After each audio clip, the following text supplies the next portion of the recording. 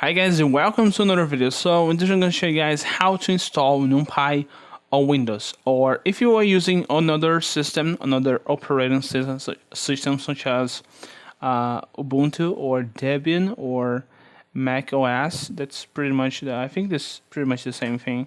So you just open up your in Windows your command prompt and you type pip install numpy.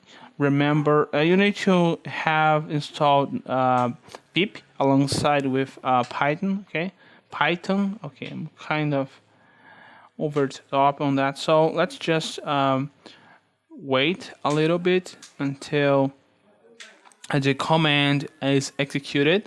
So let's see. As you guys can see that I already have this package installed on my computer. That's going to be very straightforward. Okay, so requirements already satisfied.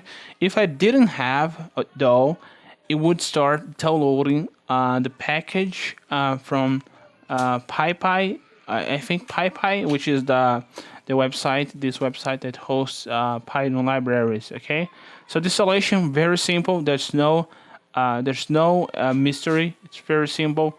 So hope you guys enjoyed this video. See you guys next time.